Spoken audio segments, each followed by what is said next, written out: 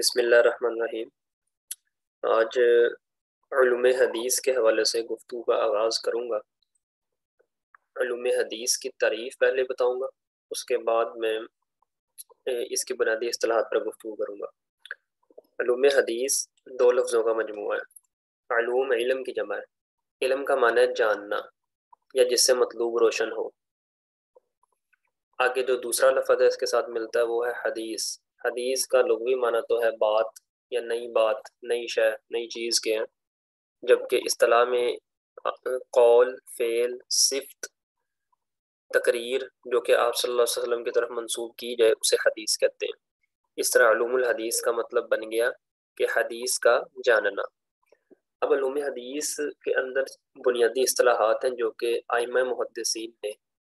آج سے کئی سو سال پہلے ان کو وضع کیا۔ یہ کس لیے کیا اور کیوں کیا، یہ دو سوال ذہن میں آتے ہیں، جس کا جواب قرآن مجید فرقان حمید کی سورہ حجرات آیت نمبر 6 سے دوں گا کہ اللہ رب العزت فرماتے ہیں یا ایھا الذین آمنوا ان جاءکم فاسق بنبأ فتبینوا، کہ اے ایمان والو اگر کوئی فاسق تمہارے پاس خبر لے کر آئے تو اس کی تحقیق کر لیا کرو۔ یعنی کہ کو سنی سنائی بات پر عمل نہیں کرنا چاہیے، جیسا کہ رسول اللہ صلی اللہ علیہ وسلم نے فرمایا کہ کسی شخص کے جھوٹا ہونے کے لیے اتنا ہی کافی ہے کہ وہ ہر سنی سنائی بات کو آگے پھیلا دے، یعنی آگے بات کر دے۔ لہٰذا انہی چیزوں کو مد نظر رکھتے ہوئے محدثین نے اصول وضع کیے۔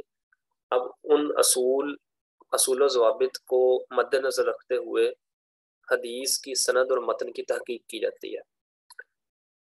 جس کے لیے کچھ چند ہم بنیادی اصطلاحات دیکھیں گے، اور ان بنیادی اصطلاحات کو دیکھنے کے لیے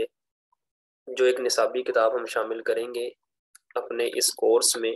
وہ ہوگی من اطیب المناح فی علم المصطلح۔ اس کتاب کا تعارف پہلے کرواتا چلو، پھر آگے مزید گفتگو لے کر چلیں گے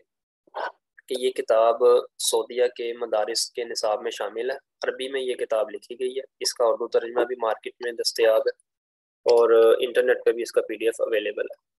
تو اس کتاب کو سعودیہ کے دو شیوخ، دو اساتذہ نے مرتب کیا، جن میں ہیں شیخ عبد الکریم مراد اور شیخ عبد المحسن عباد۔ ان دو شیوخ نے اس کتاب کو جمع کیا ہے اور مرتب کیا ہے، اور خاص کر اس کتاب کا جو موضوع ہے وہ اصول حدیث کی اصطلاحات ہے۔ یہ ان کے لیے مرتب کی گئی ہے جو اس فن سے واقف نہیں ہے، یعنی مبتدی حضرات کے لیے یہ کتاب مرتب کی گئی ہے۔ وہ طالب علم جو جس نے کبھی بھی اصول حدیث کے حوالے سے نہیں پڑھا سمجھا یا وہ بنیادی اصطلاحات سے واقف نہیں ہے، تو دراصل یہ کتاب اس کے لیے لکھی گئی ہے اور اس کے لیے ہی یہ کتاب مدون کی گئی ہے۔ تو مزید اب یہ ہے کہ اصول حدیث کی کچھ کتب کی تاریخ کے حوالے سے بھی گفتگو کر لی جائے، کیونکہ کوئی بھی فن، کوئی بھی علم ہے تو سب سے پہلے آغاز اس کی تاریخ سے ہی کیا جائے تو زیادہ بہتر ہے، یعنی اس کی تاریخ کا کوئی نہ کوئی معرفت، کوئی تعارف حاصل ہو، تبھی ہم مزید اس کے اندر گہرائی میں اتر سکتے ہیں۔ تو مختصراً جو ماضی میں کتب لکھی گئیں ائمہ محدثین کی کتب کے، یہ آغاز، سلسلہ آغاز کہاں سے ہوا۔ ایک بات مد نظر رکھنی چاہیے اور ایک بات ذہن میں یہ رکھنی چاہیے کہ ایک لفظ استعمال ہوتا ہے کتابت اور ایک لفظ استعمال ہوتا ہے تدوین۔ کتابت اور تدوین میں فرق رکھنا چاہیے۔ کتابت کے اندر ترتیب کا ملحوظ خاطر نہیں رکھا جاتا، یعنی علم کا جو مواد ہے وہ مشتمل ہوتا ہے، یعنی کہ ترتیب کے انداز میں نہیں ہوتا، جبکہ تدوین میں باقاعدہ طور پر ایک ترتیب کو ملحوظ خاطر رکھ کر کتاب کو مرتب کیا جاتا ہے اور اس میں اصول و ضوابط وضع کیے جاتے ہیں اور ان کی بنیاد پر تحقیق کی جاتی ہے مزید حدیث کی اور اس کی سند اور متن کی۔ تو تدوین اور کتابت کا جو فرق ہے وہ ہمیں ذہن میں رکھنا چاہیے۔ تو اب میں کچھ تاریخ کا آغاز کروں گا کہ 3 صدی ہجری میں، کہ جہاں سے اصول حدیث کی کتب کو باقاعدہ طور پر مدون کیا گیا۔ کتابت کے حوالے سے ہمیں صحابہ کرام رضی اللہ عنہم اجمعین کے دور میں بھی مثالیں ملتی ہیں، جیسا کہ حضرت ابو بکر رضی اللہ عنہ، حضرت عمر رضی اللہ عنہ اور حضرت علی رضی اللہ عنہ کے حوالے سے ملتا ہے کہ انہوں نے اپنے ہی دور میں یہ چھان پھٹک شروع کر دی تھی کہ جو بات رسول صلی اللہ علیہ وسلم سے بیان کی جا رہی ہے کہ وہ درست ہے بھی یا نہیں. تو لہٰذا کتابت کا آغاز تو وہاں سے ہو گیا تھا، لیکن باقاعدہ طور پر جو اصولوں کو مرتب کیا گیا، وہ مدون کیا گیا، وہ 3 صدی ہجری میں کیا گیا. اب اس کے اندر ہم کچھ کتب اور ان کے مصنفین کا تذکرہ دیکھتے ہیں. جیسا کہ سب سے پہلی اصول حدیث کی جو کتاب مرتب کی گئی وہ امام شافعی کی کتاب الرسالہ ہے. الرسالہ کو قبولیت عام حاصل ہوئی کیونکہ یہ پہلی کتاب تھی اور انتہائی بنیادی، اور اسی کتاب سے مزید جو ہے علوم فنون نکلے. یعنی اگلے آنے والوں نے جتنے بھی کتب لکھی اصول کی، انہوں نے اس کو الرسالہ کو ہی ایک مصدر کی حیثیت بھی تھی اور مزید اس کے اوپر حاشیے بھی لگائے، اور اسی کتاب کو بنیاد بنا کر مفصل کتابیں بھی آگے لکھی گئی، جن میں امام شافعی کی کتاب الرسالہ کا نمبر سب سے پہلا ہے. یعنی سب سے پہلے باقاعدہ طور پر جو اصول حدیث کی کتاب لکھی گئی وہ الرسالہ ہے. دوسری کتاب جو ملتی ہے وہ مقدمہ صحیح مسلم ہے. امام مسلم بن حجاج جو کہ 261 ہجری میں جنہوں نے وفات پائی، جبکہ اوپر کتاب الرسالہ کے مصنف امام شافعی انہوں نے 204 ہجری میں وفات پائی. امام مسلم کی کتاب صحیح مسلم کا شروع میں انہوں نے دباچہ کے طور پر مقدمہ لکھا. اس مقدمے کے اندر انہوں نے اصول حدیث کی کچھ اصطلاحات پر گفتگو کی، اس کو بیان کیا، تو جس کو مقدمہ صحیح مسلم کا نام دے دیا گیا، اور یہ مقدمہ صحیح مسلم کے نام سے ہی آگے مشہور ہوا. پھر اس کے بعد 4 صدی ہجری میں یہ ہوا کہ قاضی ابو محمد حسن نے، جو کہ فوت ہوئے 360 ہجری میں، انہوں نے ایک کتاب لکھی المحدث الفاصل بین الراوی والباعث. ان کی یہ کتاب اصول حدیث کی بنیادی اصطلاحات پر ہی مرتب کی گئی. پھر علماء نے ان کے بعد اس علم میں وسعت پیدا کی، اور ان کے بعد امام ابو عبداللہ حاکم جن کی وفات 405 ہجری میں ہوئی، انہوں نے معرفہ علوم الحدیث لکھی، اور یہ کتاب بھی انتہائی مشہور ہوئی، مگر امام ابو عبداللہ حاکم کی یہ کتاب نامکمل رہی، وہ اسے مکمل نہ کر سکے. جبکہ ان کے بعد الجامع الاداب الشیخ الواسامع امام ابو بکر احمد خطیب بغدادی جن کی وفات 463 ہجری میں ہوئی، انہوں نے یہ کتاب لکھی. اور اس کتاب کو شہرت بھی حاصل ہوئی، اور اسی کتاب کا ایک دوسرا نام بھی ہے جس کو الکفایہ کہا گیا ہے. مقدمہ ابن صلاح اس کے بعد دیکھیں کہ مقدمہ ابن صلاح میں کے مصنف جو ہیں وہ حافظ ابو عثمان بن عبد الرحمن ابن صلاح ہیں، اور اس کا اصل نام علوم الحدیث ہے، جبکہ یہ مقدمہ ابن صلاح کے نام سے مشہور ہوئی. اور ان کے جو مصنف ہیں انہوں نے 643 ہجری میں وفات پائی. جبکہ اس کے بعد دیکھیں تو ہمیں ملتی ہے نخبۃ الفکر فی مصطلح اہل الاثر، جو کہ حافظ ابن حجر عسقلانی رحمہ اللہ نے لکھی، جن کی وفات 852 ہجری میں ہوئی. اور یہ کتاب بھی بنیادی اہمیت کی حامل کتاب ہے. بہت سے لوگوں نے اس کے اوپر شرح بھی لکھی، اور حافظ ابن حجر نے خود اپنی اسی کتاب نخبۃ الفکر کی شرح بھی خود لکھی، جس کا نام نزہۃ النظر رکھا گیا. مزید دیکھا جائے تو تدریب الراوی امام جلال الدین سیوطی کی کتاب ہے، جس میں انہوں نے تقریباً نواوی کی شرح لکھی ہے. امام جلال الدین سیوطی 911 ہجری میں فوت ہوئے. تو یہ چند کتب اور ان کے مصنفین کا تذکرہ تھا، جو کہ اصول حدیث کے اوپر جن کی کتب آج موجود ہیں. کئی کتب کا اردو ترجمہ بھی ہو چکا ہے، مارکیٹ میں بھی وہ دستیاب ہے. اب مزید اس کے اندر ہم آگے بڑھتے ہیں. آگے بڑھتے ہوئے ہم علوم حدیث کے حوالے سے گفتگو کرتے ہیں. جیسا کہ علوم حدیث کے متعلق پہلے بتایا گیا کہ علوم علم کی جمع، علم کا معنی ہے جاننا. حدیث کہتے ہیں بات کو، یا نئی بات، یعنی جدید کے معنی میں بھی حدیث کا بولا جاتا ہے. اس کا مطلب ہو گیا کہ حدیث کا جاننا. اس کی اقسام ہے کہ اس کی ویسے تو کئی اقسام ہیں، مگر 3 بنیادی اور بڑی اقسام میں بیان کرتا ہوں، جس میں سے پہلی قسم تو ہے علم درایت الحدیث، دوسری ہے علم روایت الحدیث، تیسری ہے علم اسماء الرجال. یہ 3 اقسام ہیں. ان کے اندر علوم حدیث کی بہت ساری اصطلاحات شامل ہو جاتی ہیں، تو ان کو ایک ایک کر کے دیکھتے ہیں، ان کا مختصر جائزہ لیتے ہیں۔ پہلی درایت الحدیث۔ درایت الحدیث کا دوسرا نام اصول حدیث ہے۔ اصول حدیث کے اندر در حقیقت سند و متن کی تحقیق کی جاتی ہے، یعنی یہ دیکھا جاتا ہے، پرکھا جاتا ہے، جانچ پڑتال کی جاتی ہے کہ آیا کہ یہ حدیث صحیح ہے یا ضعیف ہے، تو اس علم کو کہتے ہیں درایت الحدیث۔ اور ہماری اس کتاب کا موضوع، جو کہ یہ کتاب من اطیب المنہ فی علم المصطلح ہے، اس کتاب کا اصل موضوع بھی اصول حدیث ہی ہے۔ ہم اس کے متعلق یہ ساری کتاب میں تفصیل سے پڑھیں گے۔ مزید دوسری قسم ہے روایت الحدیث، اس کو علم متن الحدیث بھی کہا جاتا ہے۔ اس میں خاص طور پر متن کی جانچ پڑتال کی جاتی ہے کہ راوی نے جو متن بیان کیا ہے کہیں اس کا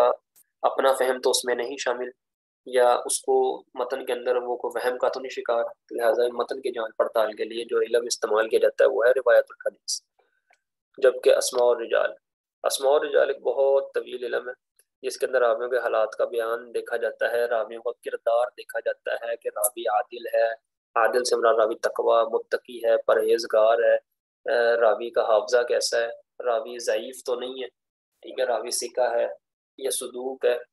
معتبر راویوں کو جو ائمہ محدثین ٹائٹل دیتے ہیں، یعنی اس کو جو عنوان دیا جاتا ہے وہ ثقہ کا دیا جاتا ہے کہ یہ ثقہ راوی، یعنی اس کی بات معتبر ہے، محدثین کے نزدیک قابل قبول ہے،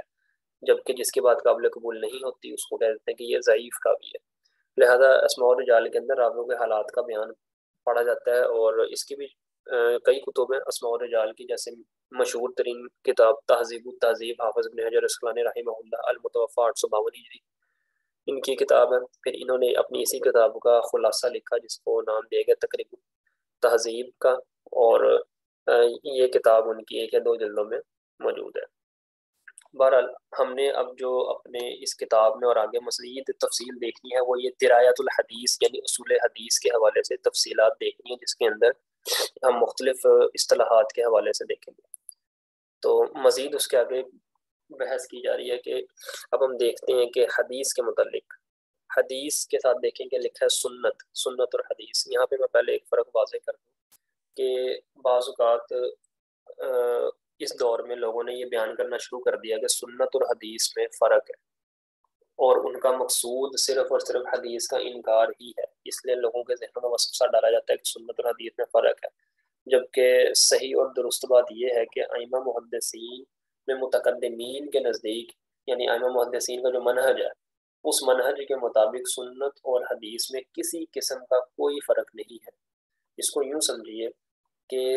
حدیث دو حصوں پر مشتمل ہے، ایک سند اور دوسرا متن۔ اب جو متن کے اندر قول، فعل، تقریر، صفت بیان کی جا رہی ہے وہ آپ صلی اللہ علیہ وسلم کی سنت ہے، اور سنت سے مراد طریقہ یا راستہ ہے، وہ چاہے اچھا ہو یا برا ہو،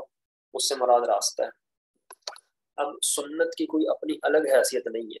کیوں؟ کیونکہ حدیث کے اندر جو سند ہے، سند کی وجہ سے متن کو تقویت ملتی ہے۔ اگر سند کو ہی ہٹا دیا جائے، سند کو ہی نکال دیا جائے تو متن کی کوئی حیثیت نہیں، کیونکہ متن کا اعتبار سند کی وجہ سے ہے کہ یہ سینہ بسینہ آپ صلی اللہ علیہ وسلم تک سند اس کی پہنچتی ہے، اس بات کی ہے نہیں۔ اگر سند کو ہی نکال دیا جائے تو متن کی کوئی وقت، کوئی حیثیت نہیں رہتی۔ یہی وجہ ہے کہ سنت کو جب ہم تلاش کرتے ہیں تو وہ ہمیں حدیث کے اندر ملتی ہے، لہٰذا ہم اس حدیث میں سے اس کے متن کو نہیں الگ کر سکتے، سنت سمیت، سنت کو لینے کے لیے ہمیں اس کو سند سمیت ہی لینا پڑے گا۔ لہذا یہ وجہ ہے کہ سنت اور حدیث میں کسی قسم کا نہ تو ائمہ محدثین نے کوئی فرق کیا اور نہ ہی اس میں کوئی فرق ابھی بھی ہے، لہذا یہ ایک ہی چیز کے دو نام ہیں، ایک ہی علم کے دو نام۔ اب مزید اس میں دیکھیں کہ یہ خبر اور اثر، خبر اور اثر اور حدیث یہ تینوں ہم مانا ہے،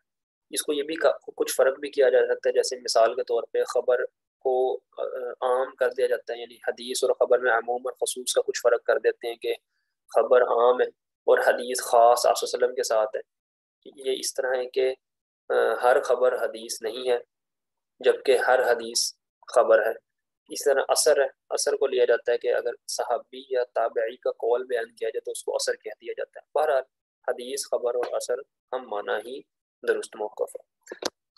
اب مزید اس کی کچھ اقسام، یعنی حدیث کو کس کس شے کو حدیث کہا جاتا ہے یا کہا جا سکتا ہے،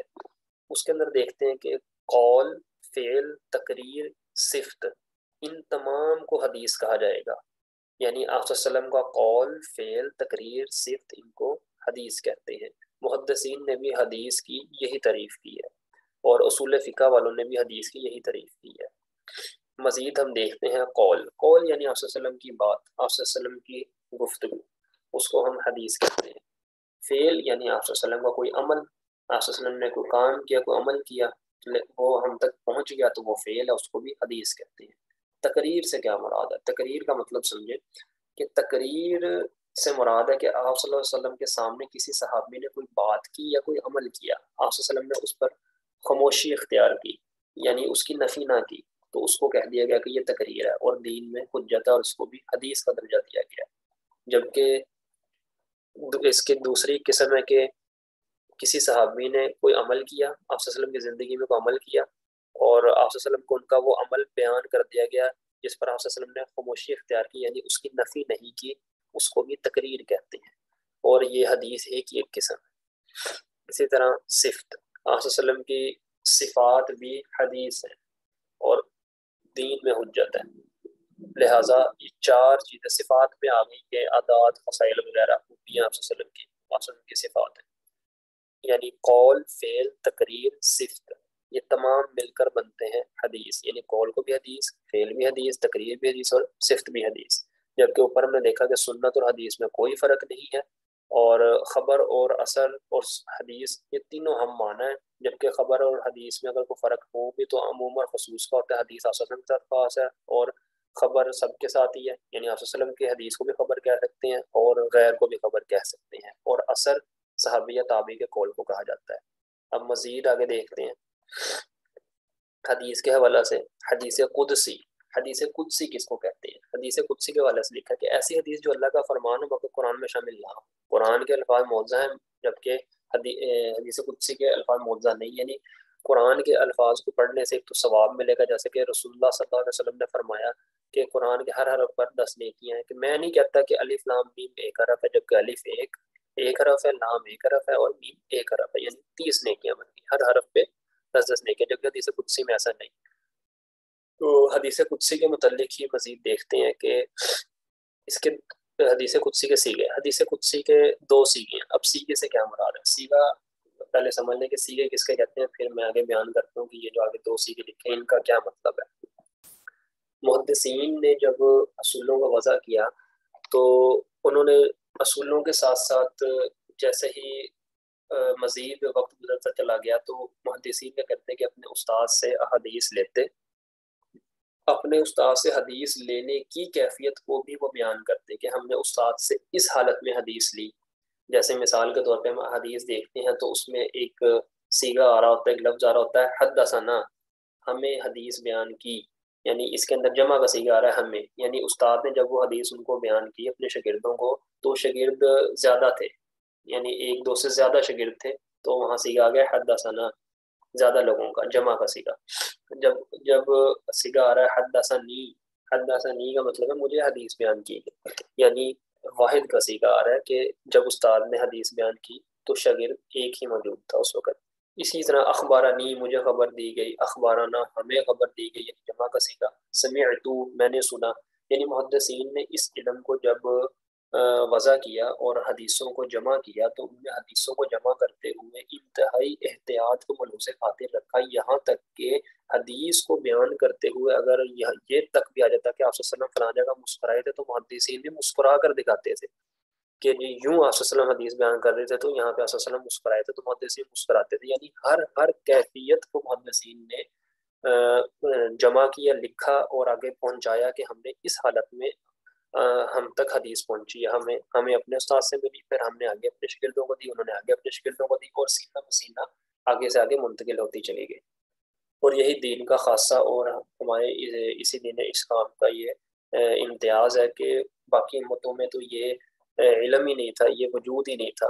یہی وجہ تھی کہ اس علم کی حفاظت بھی نہ ہو سکی، جبکہ اللہ تعالیٰ نے محدثین کو منتخب کیا اور ان کے ذریعے سے اپنے دین کی حفاظت کی، اور محدثین نے پھر اس کو انتہائی ایمانداری کے ساتھ، انتہائی احتیاط کے ساتھ، انتہائی اخلاص کے ساتھ اس کو جمع کیا، مرتب کیا اور ہم تک آگے پہنچایا۔ لہٰذا یہ حدیث یہ سیغے جو ہیں، سیغوں کے متعلق بھی ایک الگ سے فن ہے جس کو کہا جاتا ہے تحمل و ادا۔ تحمل و ادا کا یہاں مطلب میں آپ کو مختصراً بتا دیتا ہوں، لیکن اس کی تفسیر میں جانے کا وقت تو یہاں نہیں ہے۔ تحمل و ادا کہتے ہیں کہ حدیث، تحمل کہتے ہیں لینا، اور ادا کہتے ہیں آگے ادائیگی کرنا، حدیث کو لینا اور آگے ادائیگی کرنا۔ لہٰذا اس کے لیے کچھ سیغے استعمال کیے ہیں، جیسا کہ میں بول چکا ہوں کہ حدثنا، حدثنی، اخبرنا، اخبرنی، سمعت، اس طرح کے یہ سیغے استعمال کیے جاتے ہیں۔ تو حدیث قدسی کے بھی کچھ سیغے ہیں۔ حدیث قدسی کے کل 2 سیغے ہیں، جس میں پہلا سیغہ تو ہے قال رسول اللہ صلی اللہ علیہ وسلم فیما یرویہ عن ربہ عز وجل، کہ رسول اللہ علیہ وسلم نے وہ بات فرمائی جو کہ انہوں نے اپنے رب سے بیان کی یا روایت کی۔ یا دوسرا اس کا سیغہ یہ ہے کہ قال اللہ تعالیٰ فیما رواہ عنہ رسولہ، کہ اللہ تعالیٰ نے جو بات فرمائی وہ ان کے رسول صلی اللہ علیہ وسلم نے آگے بیان کی۔ یعنی یہ 2 سیغے استعمال کیے جاتے ہیں حدیث قدسی کے لیے، اور ان دونوں کا معنی ایک ہی ہے، یعنی یہ دونوں ہم معنی ہیں۔ مزید چلتے ہیں آگے، اب ہم ایک اہم اصطلاح کی طرف آئیں گے جس میں دیکھتے ہیں ہم کہ حدیث کے 2 حصے ہیں، یعنی حدیث 2 حصوں پر مشتمل ہوتی ہے۔ اب جب بھی دیکھیں گے حدیث کو تو وہ 2 حصوں پر مشتمل نظر آئے گی۔ پہلا اس کا حصہ ہوتا ہے سند کا، سند سے حدیث کا آغاز ہوتا ہے، کیونکہ سند اس امت کا خاصہ ہے، تو جیسا کہ میں پہلے بیان کر چکا ہوں، اور سند ہی کی انتہائی اہمیت ہے۔ سند کا معنی یہ بھی لیا، اعتبار کا بھی معنی میں سند کو لیا جاتا ہے کہ اس کا معنی اعتبار کے ہے، اور سند کی انتہائی اہمیت ائمہ محدثین نے بھی بیان کی ہے۔ اب سند جب حدیث کا آغاز کیا جاتا ہے تو حدثنا یا حدثنی کے سیغے سے یا اخبرنا اخبرنی کے سیغے سے کیا جاتا ہے، اور مزید آگے جن جن سے روایت لی گئی ہوتی ہے، یعنی ایک راوی اپنے سے اوپر سے لے رہا ہے، پھر وہ آگے اپنے اوپر سے راوی سے لے رہا ہے، اب اس سے اوپر راوی لے رہا ہے، اور اسی طرح سلسلہ آپ صلی اللہ علیہ وسلم تک پہنچ جاتا ہے، اس کو سند کہتے ہیں۔ یعنی راویوں کے تسلسل کو جو ہم دیکھتے ہیں حدیث کے اندر آتا ہے، اس کو ہم سند کہتے ہیں۔ اب سند کے متعلق، سند کی اہمیت کے متعلق میں کچھ ائمہ کے اقوال پیش کروں گا، جیسا کہ سفیان ثوری رحمہ اللہ 153 ہجری میں جو فوت ہوئے، وہ سند کے حوالے سے فرماتے ہیں کہ اسناد مومن کا ہتھیار ہے، اگر اس کے پاس ہتھیار نہیں تو لڑائی میں اپنا دفاع کیسے کرے گا؟ جبکہ عبداللہ بن مبارک جو کہ 198 ہجری میں فوت ہوئے، وہ فرماتے ہیں کہ میرے نزدیک اسناد دین کا حصہ ہے، اگر اسناد نہ ہوتی تو کوئی شخص بھی جو چاہتا کہہ دیتا۔ جب روایت کرنے والے سے پوچھا جائے گا کہ تم سے کس نے بیان کیا، تو وہ حیران و پریشان ہو جاتا ہے یا خاموش ہو جاتا ہے۔ یعنی جب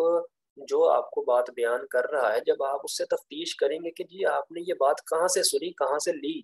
تو وہ تشویش میں پڑ جائے گا، وہ حیرت میں مبتلا ہو جائے گا کہ یہ تو میری تحقیق کر رہا ہے۔ لہٰذا بات جو بھی کرے گا وہ پھر احتیاط سے کرے گا، اور خاص طور پہ آپ صلی اللہ علیہ وسلم سے جو بھی بات بیان کی جائے گی اس کے لیے تو بہت زیادہ احتیاط ملوز خاطر رکھی جائے گی۔ اس کی وجہ یہ ہے کہ رسول اللہ صلی اللہ علیہ وسلم نے فرمایا کہ من کذب علی متعمدا فلیتبوأ مقعدہ من النار، کہ بس جس کسی نے مجھ پر جان بوجھ کر جھوٹ باندھا تو وہ اپنا ٹھکانہ آگ میں بنا لے۔ اب کون شخص چاہے گا کہ اس کا ٹھکانہ آگ میں بن جائے؟ لہٰذا اس کے لیے ہمیں اللہ سے پناہ مانگنی چاہیے، اور اس کے اندر خود بھی ہم عام معاشرے میں، جس معاشرے میں رہ رہے ہیں، اس معاشرے میں بھی جو ہے وہ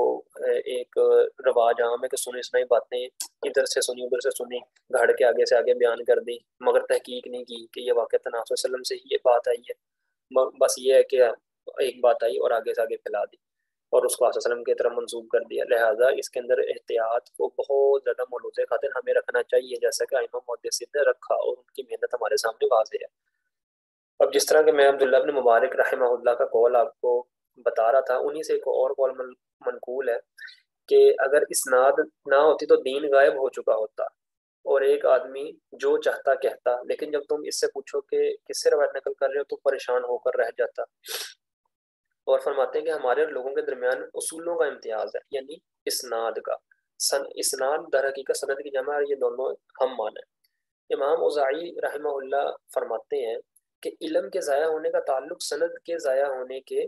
ساتھ ہے، یعنی اگر سند ہی ایک بات کا ثبوت ہی ضائع ہو گیا تو اس بات کا کیا اعتبار رہ جاتا ہے، کیا ضمانت ہے اس بات کی کہ واقعتاً یہ بات آپ صلی اللہ علیہ وسلم سے ہی منسوب ہے؟ تو لہٰذا امام اوزاعی رحمہ اللہ کے بقول کہ سند ہی اگر نکال دی جائے تو متن کی تو کوئی حیثیت رہ نہیں جاتی، تو سارا علم پھر ضائع ہو جائے گا۔ اس طرح کہ میں سند، سنت اور حدیث کے فرق میں واضح کر چکا ہوں کہ سنت ہمیں چونکہ حدیث میں سے ملتی ہے، سنت کی کوئی اپنا الگ وجود نہیں ہے، وہ حدیث کا ہی ایک لازم و جزو ہے، اور حدیث کے اندر سند بھی ہے، لہذا یہ الگ نہیں ہے، یہ ایک ہی چیز کے دو نام ہیں۔ اب مزید ہم دیکھتے ہیں متن۔ متن کس کو کہا جاتا ہے؟ متن ہم دیکھتے ہیں کہ حدیث کے اندر جب ہم حدیث پڑھتے ہیں جس کا آغاز جس طرح کہ میں بیان کر چکا ہوں سند کے ساتھ ہوتا ہے، جو جس کے اندر پہلے سیغوں کا استعمال کیا جاتا ہے، پھر راویوں کا نام آتا ہے، اور ایک سند کا سلسلہ آپ صلی اللہ علیہ وسلم تک پہنچتا ہے، اور جیسے ہی اس سلسلے کا اختتام ہوتا ہے تو اس سلسلے کے اختتام کے بعد متن کا آغاز ہوتا ہے۔ اب متن کا جو لغوی معنی وہ تو یہ ہے کہ زمین کا وہ حصہ جو سخت اور ابھرا ہوا ہو، ٹھیک ہے۔ اب لیکن اصطلاح میں بھی اس کا معنی ہے، اصطلاح میں محدثین نے اس کی کیا تعریف کی ہے؟ انہوں نے یہ تعریف کی ہے کہ کلام کا وہ حصہ جہاں پر سند کی انتہا ہو جائے، یعنی سند کی جہاں انتہا ہو گئی، یعنی جہاں سند ختم ہو گئی، اس کے بعد تو متن شروع ہو جائے گا۔ لیکن اس کی وجہ کیا ہے؟ یعنی یہ جو سند ہے اس کی وجہ کیا ہے؟ سند کے ساتھ یہ جو متن لے کے آیا جا رہا ہے، اس کی کیا وجہ ہے؟ متن کی وجہ اصل میں یہ ہے کہ متن کو جو تقویت ملتی ہے وہ ملتی ہے سند کے ساتھ، اگر سند نہیں تو متن کی کوئی حیثیت نہیں، لہٰذا یہی ہے کہ سند کی انتہا جہاں پہ ہوتی ہے اس کے بعد متن کا آغاز ہو جاتا ہے، اور اس متن کو اپنی سند کے ساتھ تقویت ملتی ہے۔ اگر سند قوی ہے تو متن کی حیثیت بھی قوی ہوگی، یعنی متن بھی صحیح ہوگا، اگر سند ہی کمزور ہے، ضعیف ہے، تو متن بھی اسی طرح بالکل ختم ہو جائے گا اور وہ ضعیف ہو جائے گا اور وہ قابل حجت نہیں رہے گا۔ اب ہم دیکھتے ہیں آگے سند اور متن کے بعد اس کی ایک مثال دیکھتے ہیں۔ میں مثال کے طور پہ آپ کو بیان کرتا ہوں صحیح بخاری کی پہلی حدیث۔ صحیح بخاری کی یہ حدیث جو نظر آ رہی ہے، اس کے اندر دیکھیں تو براؤن کلر میں یہاں سے شروع ہو رہا ہے، حدثنا الحمیدی عبداللہ ابن زبیر قال حدثنا سفیان قال حدثنا یحییٰ بن سعید الانصاری، یعنی یہاں سے چلتا چلتا یہ نیچے آ رہا ہے جس میں آ رہا ہے قال سمعت رسول اللہ صلی اللہ علیہ وسلم یقول، یہ یقول تک یعنی حدثنا سے لے کر یقول تک یہ جو سند، یہ ہے سند۔ اس کو محدثین اس طرح بیان کرتے ہیں، یعنی امام بخاری نے کہا کہ ہمیں ہمارے استاد یعنی امام حمیدی نے بیان کیا، اور انہوں نے کہا کہ ہمیں سفیان نے بیان کیا، انہوں نے کہا کہ ہمیں یحییٰ بن سعید الانصاری نے بیان کیا، قالا انہوں نے کہا اخبارانی مجھے خبر دی محمد ابن ابراہیم التیمی، یعنی وہ کہتے ہیں کہ مجھے محمد بن ابراہیم تیمی نے خبر دی، سمع علقمہ بن وقاص اللیثی، وہ کہتے ہیں کہ میں نے علقمہ بن وقاص اللیثی سے سنا، اور وہ فرماتے ہیں کہ میں نے عمر بن خطاب رضی اللہ عنہ کو ممبر پر فرماتے ہوئے سنا کہ وہ فرما رہے تھے کہ میں نے رسول اللہ صلی اللہ علیہ وسلم کو یہ فرماتے ہوئے سنا کہ انما الاعمال بالنیات۔ اب یہ انما الاعمال بالنیات یہ ہے متن کا آغاز۔ دیکھیں جیسے ہی سند حدثنا مہدی سے شروع ہوئی اور جس کی انتہا آپ وسلم تک پہنچ گئی، اس کی انتہا کے بعد گرین کلر میں متن کا آغاز کیا جا رہا ہے، اس کو کہتے ہیں متن، کہ انما الاعمال بالنیات، کہ بے شک اعمال کا دار و مدار نیت پر ہے، وانما لکل امرئ ما نوی، بس اس کے لیے جو ہی وہی کچھ ہے جس کی اس نے نیت کی۔ فمن کانت ہجرتہ الی دنیا یصیبها، یعنی اگر کسی شخص نے دنیا کے لیے مصائب جھیلے اور ہجرت کی، او الی امرأۃ ینکحها، یا نکاح کرنے کے لیے ہجرت کی، فہجرتہ الی ما ہاجر الیہ، بس اس کی ہجرت اسی کے لیے ہے جس کے لیے اس نے ہجرت کی۔ یعنی یہ پورا متن میں نے بیان کر دیا کہ یعنی اعمال کا دار و مدار نیت پر ہے۔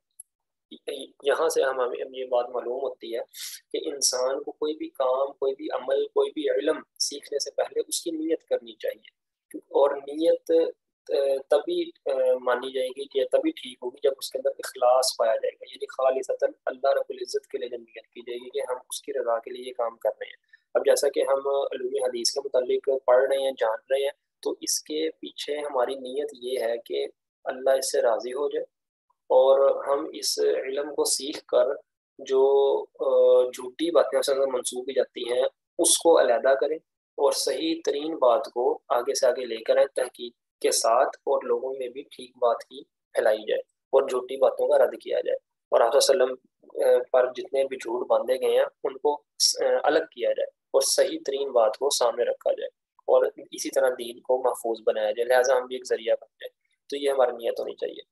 اب مزید اس کے بعد دیکھتے ہیں کچھ اور اصطلاحات بھی استعمال ہوتی ہیں۔ ایک مسند حدیث کی اصطلاح ہے، یعنی ایسی حدیث جس کے سند متصل ہو۔ متصل کا مطلب ہے تسلسل کے ساتھ آپ صلی اللہ علیہ وسلم تک جس کا سلسلہ پہنچتا ہو، یعنی اس میں کسی قسم کا انقطاع نہ ہو، کوئی راوی اس کے اندر سے گرایا نہ گیا ہو، گرانا سے مراد یہ کہ مس نہ کیا ہو، کوئی راوی چھوڑ نہ دیا گیا ہو، یعنی مکمل ایک راوی نے اپنے اوپر، یعنی مثال کے طور پہ جس طرح یہ پچھلی حدیث، یہ میں نے آپ کو حدیث دکھائی جس کے اندر حدثنا، یہ حدثنا الحمیدی جو ہے یہ امام بخاری کہہ رہے ہیں، یعنی امام بخاری نے اپنے اوپر استاد سے حمیدی سے لی حدیث، اور حمیدی نے سفیان سے حدیث لی، پھر انہوں نے اپنے اوپر یحییٰ بن سعید انصاری سے حدیث لی، اور انہوں نے اوپر اپنے استاد محمد بن ابراہیم تیمی سے حدیث لی، پھر انہوں نے اپنے استاد علقمہ بن وقاص قیسی سے حدیث لی،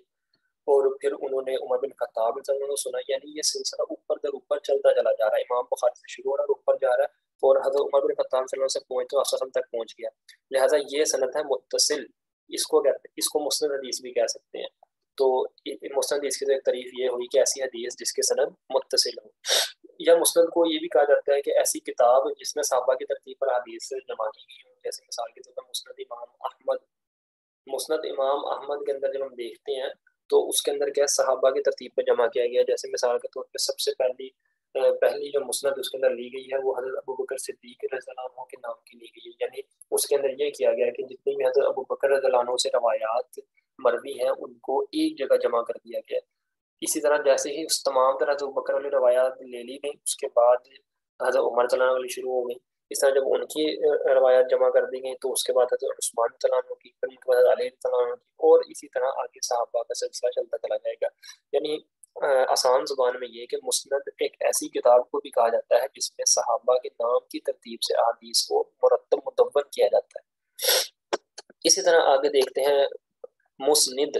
پہلا تھا مسند نون کے اوپر زبر، دوسرا ہے مسند نون کے نیچے زیر، یعنی وہ راوی جو سند کے ساتھ روایت کرے، یعنی مسند سند سے نکلا، سند کے ساتھ جو راوی روایت کرے خاص کچھ قلم ہو یا نہ ہو تو اس کو کہہ دیتے ہیں کہ یہ مسند حدیث ہے، یعنی وہ حدیث ہے جس کو سند کے ساتھ بیان کیا گیا، یعنی اس کی کوئی سند، یہ نہیں کہ سند ہی نہیں ہے، سند کے ساتھ بیان کی گئی حدیث کو کہتے ہیں مسند حدیث۔ اور مزید ایک اور اصطلاح دیکھ لیتے ہیں محدث۔ محدث کی اصطلاح میں ہے کہ وہ ایسے شخص کو کہا جاتا ہے جو روایت اور درایت کا علم رکھتا ہو۔ روایت اور درایت کے والے سے ہم نے پیچھے بھی گفتگو کی کہ روایت کے اندر کیا آتا ہے کہ جو متن کی جس کے اندر صرف تحقیق ہو، خاص طور پر اس کی جان پڑتال ہو، اور درایت کے اندر اصول حدیث کے متعلق دیکھا جاتا ہے کہ اس پہ صحیح ضعیف کا حکم لگایا جاتا ہے، تو لہٰذا محدث ایک ایسے شخص کو کہا جاتا ہے جو روایت اور درایت کا علم رکھتا ہو اور اسی علم میں مشغول۔ مزید دیکھتے ہیں حافظ۔ حافظ کے حوالے سے ایک تو ہم جانتے ہیں حافظ کی اصطلاح جو کہ قرآن حافظ کو بھی ہم حافظ کہتے ہیں، لیکن محدثین میں بھی ایک اصطلاح ہے حافظ کی، تو اس کو اکثر کے نزدیک تو یہ ہے کہ محدث کا ہم معنی ہی ہے حافظ بھی، مگر کچھ لوگ اس کو کہتے ہیں کہ حافظ کا درجہ محدث سے کچھ اوپر ہے، یعنی بلند ہے۔ وہ اس طرح کے حافظ کے پاس جو ہے راویوں کا بھی علم ہوتا ہے، یعنی اس کو یہ چیز یاد ہوتی ہے کہ فلاں راوی نے فلاں سے روایت کی ہے یا نہیں کی، یا فلاں راوی کا حال کیسا ہے کہ وہ ضعیف ہے یا صحیح ہے، یا اس کے حافظہ قوی ہے یا کمزور ہے، تو حافظ کو ان چیزوں کا بھی علم ہوتا ہے، لہٰذا کہ کوئی محدث غلطی کر بھی جائے تو حافظ اس غلطی کو پکڑ لیتا ہے اور وہ حافظ کو وہ غلطی نہیں لگتی۔ جیسا کہ میں مثال دوں امام بخاری رحمہ اللہ کی، جب ان کے بارے میں آتا ہے کہ ان کو 6 لاکھ احادیث سند متن سمیت زبانی یاد تھی، اور اپنے حافظے سے ہی انہوں نے الجامع صحیح کو بھی مرتب کیا۔ ان کا ایک قصہ یوں بھی ملتا ہے کہ وہ ایک استاد کی مجلس میں بیٹھے ہوئے تھے اور ان کے ساتھ ان کے ساتھی بھی موجود تھے۔ استاد اپنے شاگردوں کو احادیث لکھوا رہے تھے، جبکہ امام بخاری کے پاس نہ کاغذ نہ قلم، اور وہ بیٹھے چپ چاپ سن رہے تھے۔ ساتھیوں نے تعجب کا اظہار کیا کہ آپ کیا کر رہے ہیں، آپ لکھ کیوں نہیں رہے؟ امام بخاری چپ چاپ سنتے رہے۔ مجلس برخاست ہوئی تو سب اپنے واپس گھروں کو جانے لگے، تو امام بخاری اور ان کے ساتھیوں کا جو رہائش تھی وہ دوسرے شہر تھی، لہذا وہ کچھ دنوں کا سفر کرنے کے بعد جب وہ دوسرے شہر پہنچ گئے تو ان کے ساتھیوں نے ان کا امتحان لیا کہ چلو اب ہمیں بتاؤ کہ جو استاد نے احادیث بیان کی وہ تم نے کیوں نہیں لکھی؟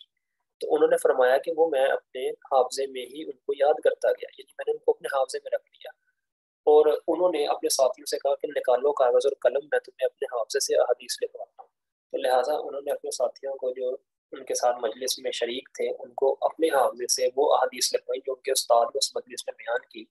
تو ان کے ساتھی بھی حیران ہو گئے کہ امام بخاری اپنے حافظے سے لکھوا رہے ہیں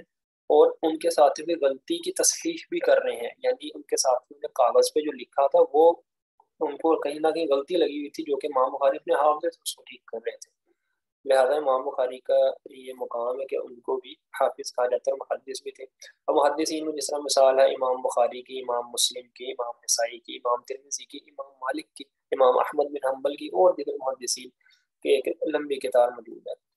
تو یہ مثال تھی حافظ کی، لہٰذا یہیں پہ اختتام کرتے ہیں۔ السلام علیکم ورحمۃ اللہ وبرکاتہ۔